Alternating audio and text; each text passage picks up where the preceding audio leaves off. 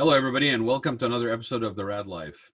Today, I have a returning guest, Pam Lewko from Rhea Labs, and I want to talk to her about some of the things that they've been focusing on with this current crisis, and maybe we touch base also on some of the other stuff that we talked about before when she was on my show earlier this year, and how that is going. So with that being said, let me bring her on here.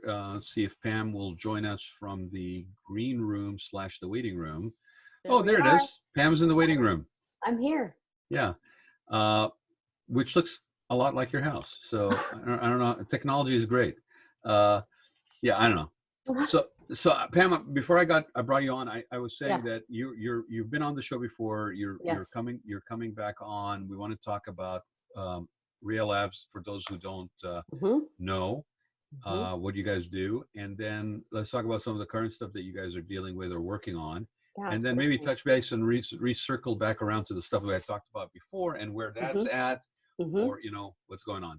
Yeah, absolutely. Happy to be here. Thanks for having me on today. Always a pleasure. Hey, so we at Rhea Labs, we are a company that believes that giving people information about your body and what's going on inside your body is giving you power, and you can make decisions off of that, because it's just like what we talked about right before you put me in the green room or put me in the waiting room, was that, we can only make decisions out of the information that we have. Right. And so there's a lot of people in this pandemic or post-pandemic or mid-pandemic, I don't really know where we are in the pandemic actually, that they're afraid and they're scared. And then there's people that are just out the window the other side, right? And then there's a whole bunch of people that kind of fall in the middle. Right. And so and we were talking about that, like the consistency of information is not there. The dependability, or I should say the trust, the ability to trust information, our ability to trust information, authorities, has been so not necessarily shaken because of the coronavirus, but because of things in the past, like the way we have handled credibility, whether justifiable or not. We have questioned things that maybe were factual, but we just didn't want to believe them, so we immediately call them fake news or whatever. And here's where we are suffering from that kind of attitude, because now we don't know what to believe. We don't know who to believe it from. We don't know what is up, what is down. And this is a time when we need that viable, quantifiable, measurable information. And you can't scare, like what we were talking about. You can't talk people out of being afraid. Like you can't infuse them with logic. You can't.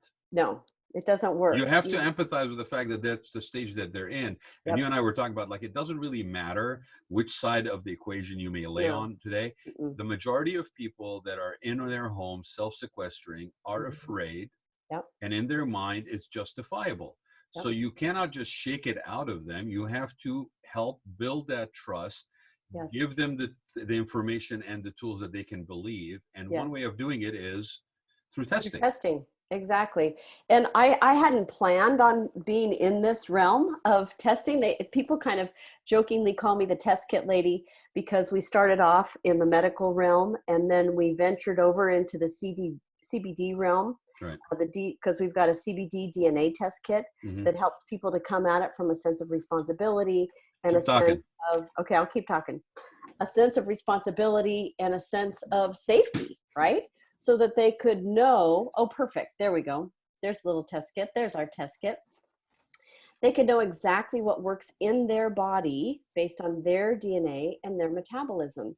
Right. So, I've been called the nerdy lab lady, and I'm totally cool with all those names, because there we go. And this is what we talked about last time when you were on the show. This is a CBD personalized cannabis DNA test that is, again, giving you information that you could use, because it falls right in the same category, because there are lots of people out there who have tried CBD and it didn't work for them. And so they're afraid, right? They're apprehensive because they don't know do they get their information from the dispensary? Do they get their information from the news? Who's telling the truth? Well, and what the effect is that they want, and what is the proper dosage, I mean, a lot of people maybe it's first time, and that, if you have a bad the pun, a bad trip, then they're now they have that as an experience that is going to make them basically more resistive to maybe trying it, but they still want to get the benefits of it. Cancer, all this stuff. But I don't know. I mean, it's actually kind of ironic that we're having this conversation, because that I don't know, everybody accepted as being awesome to find out. Exactly. And here we are. It's a different motivation. It's a different kind of need for information. It's a crisis and the relief of a crisis versus personal empowerment. But it is actually still personal empowerment to avoid. It really is, because knowledge is power, right? And I think, there are so many depths to this pandemic. There are so many depths to this virus, because there's the actual physical part that people are getting sick, and people are dying, and people are, having trouble recovering and ending up with respiratory issues and things like that. But then there's all the other things that are going on as well. People are dying on their finances, right? And people are having troubles in their homes because of the stress and the way that they handle stress. Let's just say it that way, right? Well, yeah, I mean, there's an increase in abuse. There's an increase in suicide. Yes, increase in depression, increase in depression, anxiety, right? All of those things from being isolated. I mean, we've seen it here in our family with just the different issues that we've had going on. And so I'm a solutions person. And so it's not like we're taking our eye off the ball and, we're not doing the CBD DNA testing anymore. Right. No. We're just being relevant. I think to stay relevant and to solve the issue at hand, because I'm super passionate about getting America back to work again and I live in San Diego. So getting San Diego back to work again, I'm part of that team and getting San Diego back to work again. And part of that, I believe, is in the testing and the tracking. And so if we can test people and we can let them know, hey, did you have the virus? And so you carry the antibodies and you're safe to move forward, either go back to work or go back to your community or start volunteering, or no, you've never had it, you're still safe, right? Or are you one of the 20% that are perhaps walking around and actually have it, but don't know you have it, right? And that's where Korea has had so much more success in the sicknesses and the amount of cases, because they had lots of rapid test kits. And you're saying about 20% is sort of the rule on this particular virus, that there's about 20% of people that are walking around that are carriers, basically? But they're just symptom free. They don't have any symptoms. Not unsymptomatic, yeah. Yeah. And so when they're tested, it's like, and you can see, we have a little rapid test kit. And right now it is not for home use. We hope to get a CLIA waiver, which is a lab term. We hope to get a CLIA waiver this week so that it can be used for at-home testing, because it's just a simple finger prick is all it is.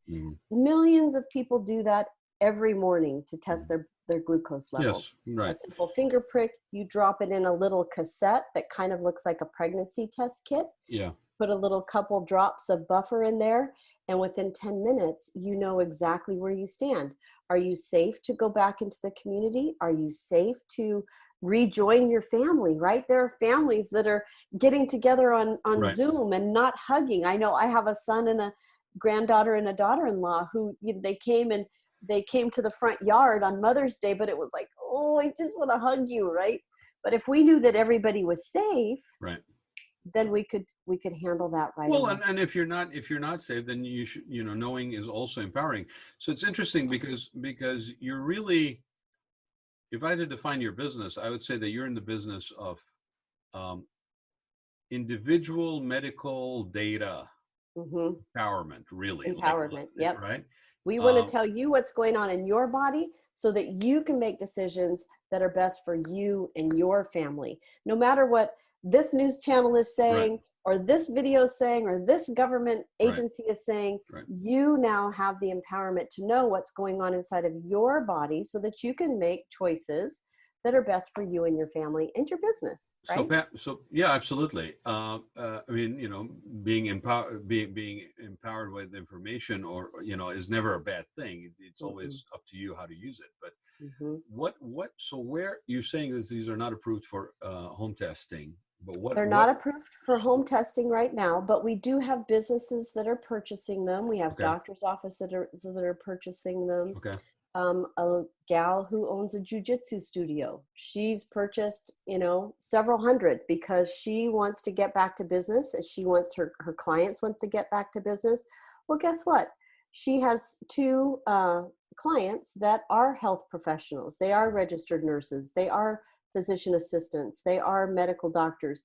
And they've said, hey, we'll come to the jujitsu studio. We're going to come on these 2 days. Everybody can get tested on those 2 days and everybody can now participate or not participate, right?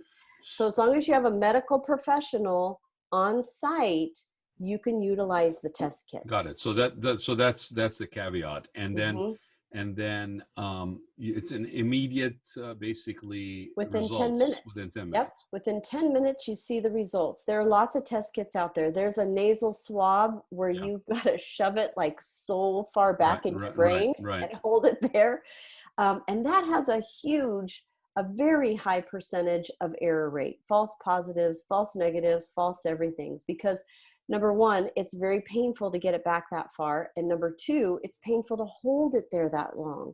And so we've done a lot, a lot of our other DNA test kits, we've done with those dry swabs, and they are inherent. Yeah, your cannabis one is that yeah, one. It's a dry swab, and then it goes into a solution. Right. When it goes into the solution, that's the key that holds that's why we have a better success rate. Some of our other DNA test kits. This is what Pam's talking about. Perfect. Sterile swabs.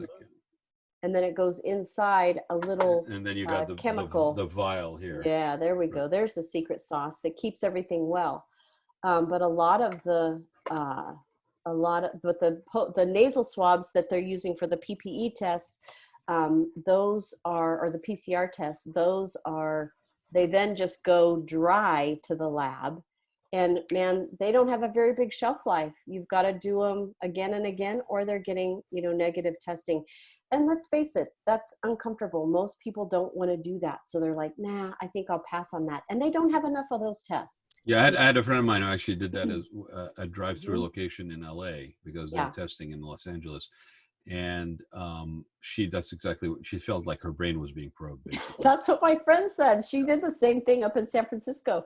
She went and she's a registered nurse. She was doing them all day herself. And then she had it done to her and she's like, that was almost worse than childbirth. What have I been doing to people? Right. Yeah, that's what she felt like. Exactly. Well, this is quick. Well, let's also talk about this. Like, let's say that the results come back right now. Like if I did that test right now and the results came back where I was, I didn't have the antibodies. I did a blood draw test for antibodies a couple of weeks ago, and the results came back that I did not have the antibodies, which means that I've never had it. And there was also an aspect of it that where people were not clear on how long the antibodies would be in your system. So there was also that factor. Like just because you didn't have it, didn't have antibodies doesn't mean that maybe I didn't get it at one point, but at the moment, which is what we're talking about, I did not have it. Now that meant that down the road, as this continues to be to whatever degree a threat, and I have like elder parents around me, and I don't want to basically put them at any risk, I may want to basically have more of a regular testing. Exactly. Imagine if you could have a dozen test kits and you could test everybody that comes into your house. You could test everybody that goes into your parents' house. And we've got an app that also goes along with the test kit. Yeah. So with the app, it's really great because what you do is you upload a picture of your test. And so you can designate where that goes, and it can actually become part of your electronic health record. Which is where I want to go next with this, Pam, because we're talking about this stuff like it's an immediate information, which is true. It's needed. Yep. But I do not see this threat as long as we are, and I'm calling it at least until next spring, to be honest. And it may be longer, but I'm calling it until next spring because we're gonna come out of a summer. I don't think we're going to be completely comfortable that it's all gone. Everybody's telling us it's at least going to be around for a couple of years. It may even then, mutate into another strain, et cetera, which is normal. That's what happens with viruses. But I think we're going to then hit the flu season. We're going to hit flu season, which is like October to April. We're going to start seeing people that are sneezing and coughing. And the first time somebody has a sneezing cough or a coughing cough around me, I'm going to be worried, is this COVID again? And so this is going to be with us at least until next spring. So with that being said, and with open businesses opening and sort of requirements, whether they are mandated or not, I don't see that it is a far-fetched thing to say that business owners, especially in places where the business is hands-on or close proximity, is not going to require people get tested. They may not take their temperature every day, but they may actually run a blood test on them with a kit or something every week, every other week.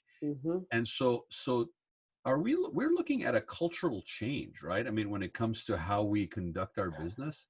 I think so. You know, I remember prior to 9/11, you could just walk into Disneyland and you could just walk into a baseball game, right? There now baggage claim was at the curb. Anybody could walk up to the gate of the plane. Right? Now everywhere we go that's a big event, or even at the airports, right? You could bring a bottle of water. Things were so flexible. Now, like my granddaughter, everywhere she goes, she knows that everything's going to get searched, right? She knows we're going to get stopped. It's just part of her world. That's the new normal. I don't know where I don't think life's ever going to go back to normal as we knew it. The old normal? No, that's over. Yeah, it's going to be a new normal. And I really believe that testing is going to be part of it. And that's why, you know, with me being such a solutions person and our whole team being such a solutions person, you know, we just couldn't see how we couldn't step into this and provide a solution for people, because my brain goes in so many different directions about this. Think of think of the agriculture, right? Think of all the crops it's summertime, right? May and June, there's a lot that needs to be picked. Who's picking it, right? But if we could quickly test all those agriculture people as they come in, and then we can track them on the app and say, you're safe, you're safe, you're safe. They just come in. Maybe you go in to get coffee. You flash your app that shows you've already taken the test. You're safe to come in, right?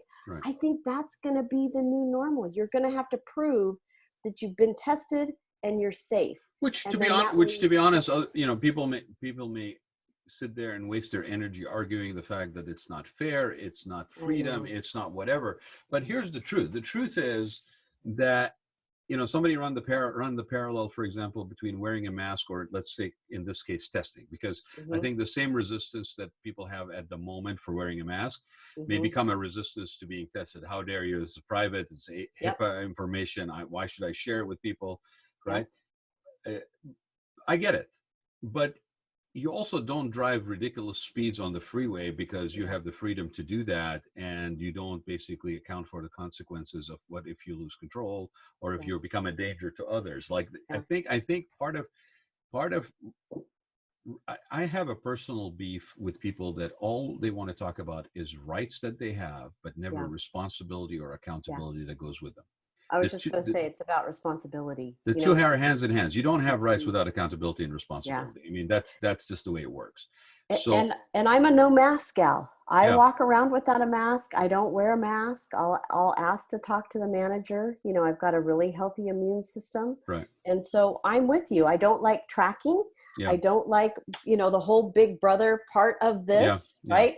And like you said, some people say, hey, I want to choose whether I have car insurance or not. Why is it a law that I have to have car insurance? Well, it just comes around a sense of responsibility. And I think you're exactly right. I think the new normal is going to be another layer of transparency, another layer of vulnerability. People's business now. They're going to know if they're sick or not. Have you been sick or not? If I want somebody to basically be around my parents, I would like to basically know that I have done my due diligence and that the people around my parents are tested. I mean, you know, we do background checks. We do that for anybody who comes in contact with seniors or vulnerable population, kids, right? We do protective measures unfortunately for, you know, active shooter scenarios. Yeah. And we put our kids through that. Yeah. So there are certain things that community-wise, we basically have to act in a responsible manner. The thing about what you're doing is actually, it's very fascinating to me, especially with this app component, because it really actually empowers people to get back to a regular life, if you will. Exactly. I hate to use the word normal because really is not applicable here. No. And the new but normal, going back to going out to dinner, going back to running into Costco, going back to getting your hair cut. I mean, my hair is so long. Going back to getting your nails done, those kinds of things, because like you said, it provides that safety net for people. It gives people the reassurance to know I'm safe, you're safe, we can do business together, or we can meet together. Right. And I think that's the bottom line on it. Well, what's the alternative? Right now, you could sit there and scream about the fact that this is not the way it should be. That's not the way it should be. That's not the way it should be. It is the way it is. It is the way it is. Exactly. For right now, it is the way it is. So let's solve it, like you're saying. Let's be a solution provider. Yeah. And find ways to provide a sense of comfort through information that's quantifiable. Right. Okay, and measurable. And trackable. And trackable. And to be honest, there's been a lack of this. I mean, it's ridiculous that we find ourselves in this situation. And the fact that these testings are happening on a regional level or a local level actually is encouraging, because we're not dependent on a larger infrastructure to do it, because it hasn't delivered on that. No, it hasn't. And sadly, I think that's my theory why these haven't been approved yet, but they do, for home use, because there is a large company that's releasing their kit on Friday, but there still won't be enough, because people are going to be testing often. Especially, I think most people are going to test that they've never had it. They're going to test like you did. Right. So you're going to test yourself often, because you're going to say, gosh, I'm going over to my folks. I don't know, maybe I'm walking around and I'm asymptomatic. Right. I better check myself, right? And if it's as simple as a little finger prick and 10 minutes, you're going to check yourself often. Right. And so, and you're not sending that information in. You're actually measuring it right there. Yes. So, I could play devil's advocate and say, well, okay, so then the app and the information storage may be manipulated by somebody or the other. But the point is that you're not sharing the information. It really is first and foremost for your own edification. Now, if you choose to use that information, just like with having a valid driving license, saying, I do have a valid driving license, I can drive a car on the freeway. It's the same thing. I can share that information, say I have a valid results of this test. That basically means that I do not have to either wear a mask or I can be around people. Because, Pam, I've been asking people the following question whenever they basically get caught into this sort of almost like this loop, this endless loop of logic, fear, argumentation. I said, okay, are you ready to send your kids to school right now? Right. To be with other kids from families that you don't know or don't live on your block. And a lot of people basically's answer right now is no. No. And it's sadly no, because I totally understand why. You don't know enough to feel safe to jeopardize or put at risk your children's lives. You may put your own life at risk. You may take risks with your own life. But that is really the ultimate litmus test right now. Yeah. And so how do we get past that? What you guys are proposing is a great step in the right direction. Yeah. And I think too with the testing, because you can designate where you want the results to go. So if it's an employer, like let's say a big employer that has 10,000 employees or 1,000 employees, it can all go to the HR department. You can designate where those results go. It can go to that person's, if you want it part of your electronic health record, you can have it part of your electronic health record. If you want it to go to your doctor, you can designate it go to your doctor. So your doctor knows exactly where your health stands. Right. So if it's a school, like, wouldn't the school want to make sure all the teachers are safe? Wouldn't you as a parent want that? Exactly. And then are all the kids safe? Because you're exactly it. Everybody sheltering in place, having fear, having nervousness, immune systems are down. And so when everybody comes back together, like we're going to have germs mismatching that don't interact right, immune system's down, everybody's going to get sick again, like really fast. And then everybody's going to be afraid, like, is this COVID, right? So why not retest and retest again? But once you've tested that you're safe, then you're safe, and you've got it on your phone, and you can show that to whoever you need to show it to. So I'm with you. I think it brings a sense of calm. It brings a sense of responsibility.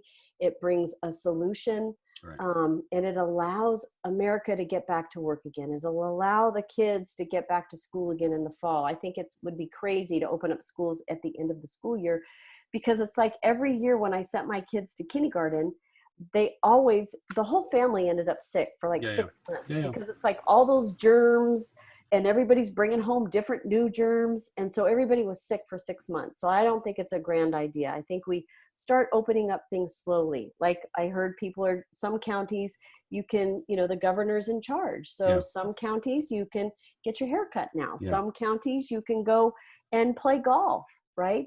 And so let's open it up slowly. Let's open it up safely. Let's have a sense of responsibility. Let's inform people and let them inform other people so we know who's safe, who's still we're not sure about. And then we get to make the decision. And if you're still nervous, stay home, right? You can stay home. Absolutely. And because you're not going to shake somebody out of their fear. All you can do is assure them and reassure them. And some people may require multiple reassurances, and some people may not. And they might need to see, oh, it works. Well, right. They might need to see, oh, it works. Okay, they were together.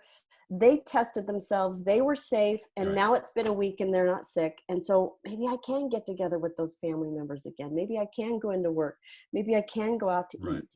Yeah, I think we need to get our head in a different space. Rather than looking at all of this as being something that's a detriment that takes away from something. You would just mention the fact that, whenever you send your kids to school, every season, every year, you end up with a whole household being sick with something or the other. Weekend basically disrupted, and then it's passed on from one person to the other. So, this thing is testing specifically, your test kit's testing specifically for COVID. Right. But the idea of actually knowing may not be a negative for us as a society as a whole. We may get to be in a better space. I mean, I remember growing up not here, growing up overseas. And so you made reference of before 9/11 and after 9/11, right? I grew up where it was common that you had security checks, right? Nobody, after, was it fair? Was it unfair? It wasn't an issue. The issue was, this is what you did in order to basically proceed with your life. It was just as simple as that. We got vaccinations,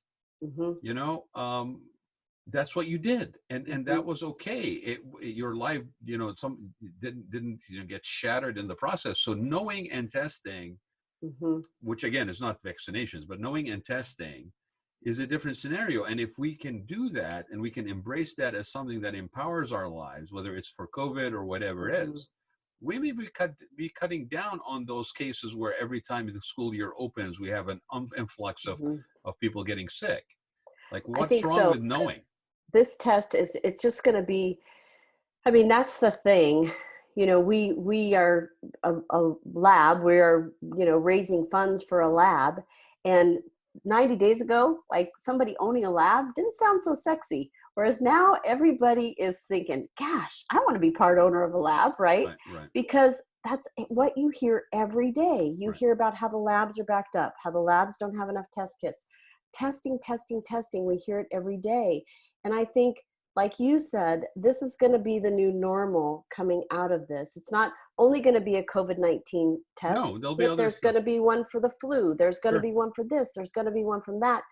And that's going to be, I think, our new normal going forward, so that we can function. We can get back to work. We can get back to our new normal.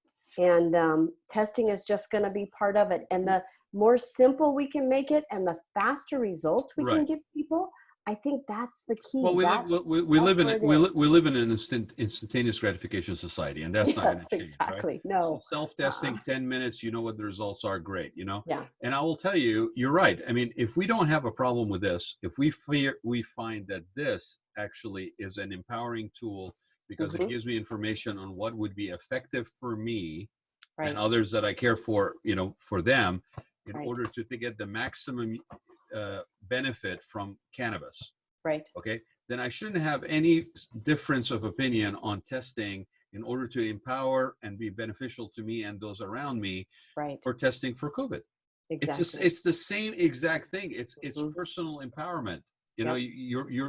you're more powerful for knowing Yes, than not I knowing. believe so. Yeah, especially a simple little finger prick, Yeah. $16.50. I mean, who wouldn't want peace of mind for $16.50? I don't know. I'm not really signing up for a brain probe. Yeah, That is not appealing to me. no. You take my blood anytime, but not from my Exactly. brain. Exactly. In the comfort of your, home, or your doctor's office, or Right. your employer, or, or it's going to get, these next 2 weeks, it's going to get far more flexible, because that company we're talking about is going to be releasing their big one, and there still won't be enough, because you're going to test more than once. We're going to all test ourselves more than Right. once. Right. And it's like on a little pregnancy, it looks like a little pregnancy test kit, right? Yeah. Who buys just one pregnancy test kit? I mean, people buy like 3 to 5. They're like, are you Right. sure? Is it Yeah. right? So I second opinion. I need another test. yeah, exactly. No, and but at some point there you will have enough supply. I mean, I for the last 2 weeks have not been able to find one shelf stocked with paper towels. Oh, funny. It's actually kind of Come funny. down to San Diego. We got lots now. No. Yesterday I walked into a place. Your choice of paper towels. Your choice of toilet paper, right? Paper, yeah. I looked all over the place to see if there was a printed out piece of paper that said I could only buy one. Nope, it wasn't there. So, I almost posted a picture saying, we are back to normal. There's toilet paper on the shelves. Yeah. So the supply will match the demand at some point. It will. And right now it's going to be got hard. A supply of 7 million a week that can be produced. Oh, that's amazing. So yeah, the supply will catch up with the demand. Right now there's a huge demand. Mm-hmm. And we just feel really strongly. I feel really strongly. Our team feels really strongly in being part of the solution and doing what we can do to get America back to work again, so that people can go back to, getting their medical DNA tests done that we do. They can go back to, going into the dispensary and figuring out by our DNA test kit which products are going to work best for them based on their DNA. Once we know, everybody's safe. And yeah, I think it's going to be interesting. You guys are, I think, again, kind of maybe motivated by COVID in a way. Mm-hmm. I think, if anything, your appeal as a company, your potential impact just got much larger. Yeah, it really did. Right, really, like, I mean, as a resource for personal empowerment through medical and personal medical information, mm-hmm. I think your mission just got so much more impactful potentially. It really did, and important, and accepted, and accepted. And it's funny because the swan, Rhea, is the goddess for ease and flow, and her symbol is the swan, and that's why we chose the swan. So it's really interesting because that test kit, the COVID test kit, it's on a lateral flow cassette, and it's fast and it's easy and it's graceful, and I just chose that name, and I chose that symbol because that's really how I like to go through life, and I want to help others go through life with ease and flow. And right now people are constricted and they're scared and their shoulders are up, and I want to get people back to where they're relaxed and they can go about their day and their life with ease and flow. And that's what we're about. Well, I appreciate taking the time. I know we ran over a little bit, but I appreciate you taking the time. Thank you for having me. It was fun as always. You're so much fun. Always. You too. And for those who are interested, please check out the website, rhealabsco.com. It's right behind me. Mm-hmm. Pam is a wealth of information. I'm sure you can reach out to her. Keep an eye on this company. It's going places. It's getting bigger. So keep a close eye and get some more information about those test kits when they come out. It should be like this week, right, Pam? Yeah, actually they ship today, so I should have them tomorrow. Okay, and then will you guys now have a a list of where they're going to be, or something that's maybe reachable? But like, how do people find out where they can be? People can call me as well. Call me or text me at 760-224-7176, or you can go on the website and just go on Contact Us and send me a little note, and I'll give you a call and I'll send you an email. Yeah, or drop me a note and I'll connect you. Yeah, there you go. He can connect us. So not a problem. Thank you again, Pam. Thank you. Thanks for having me. Thanks to everybody. Be safe. Be healthy. You as well. Be happy. Bye, my friend. Bye-bye. Bye. Thank you.